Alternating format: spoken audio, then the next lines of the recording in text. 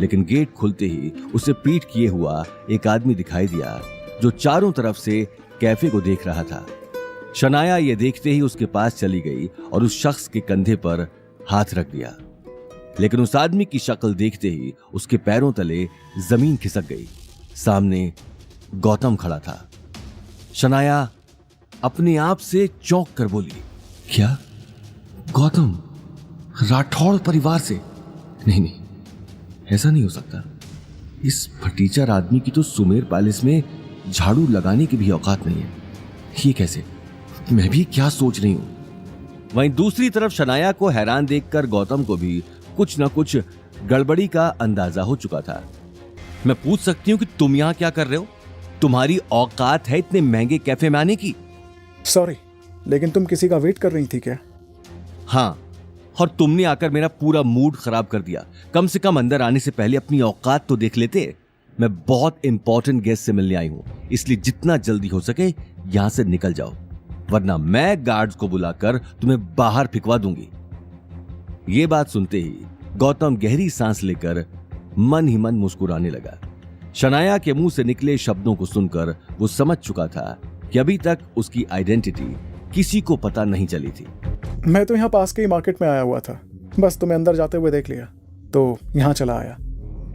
वैसे कौन से स्पेशल गेस्ट से मिलने आए हो? जरा मैं भी तो देखूं, मैं भी मिल लूंगा।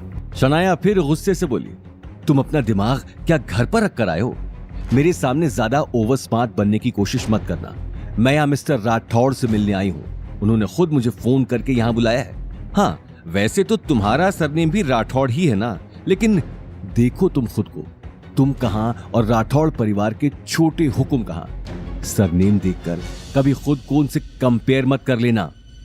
मेरे ऊपर उंगली उठाने से पहले खुद को देख लो, क्योंकि मुझसे तुम्हारी और तुम्हारे परिवार की कोई बात नहीं छुपी है। एक के बाद एक अग्रवाल हाउस में इतने सारे ड्रामे चल रहे हैं, उसे तो संभाल नहीं पा रहे और मेरे बारे में बोल रही हो। ये बात सुनते ही शनाया का चेहरा गुस्से से तमतमा गया। वो सोच भी नहीं सकती थी कि गौतम कभी उसे इस तरह से जवाब देगा। मैं तुम्हें आखिरी बार समझा रही हूं कि निकल जाओ यहां से, इससे पहले कि मुझे गुस्सा आ जाए और मैं तुम्हारे साथ कुछ कर बैठूं। Get out. ठीक है, अगर तुम कहती हो तो मैं यहां से चला जाता हूं, लेकिन कहीं ऐसा ना हो कि तुम्हें बाद में पछताना पड़े। पछताना? मुझे? और वो भी तुम्हें यहां से निकालने के लिए? निकलो यहां से अभी के अभी, नहीं तो तुम्हें यहां खड़ा रहने के लिए पछताना पड़ेगा। ये बात सुनते ही गौतम मंद मंद मुस्कुराने लगा और अगले ही पल वहां से निकल गया। लेकिन शनाया की आंखों में अभी तक गुस्सा भरा था। गौतम के जाते ही वो घड़ी में टाइम देखने लगी। ओहो, 8 बज गए। इस फालतू आदमी के साथ बात करने में पूरा टाइम वेस्ट हो गया।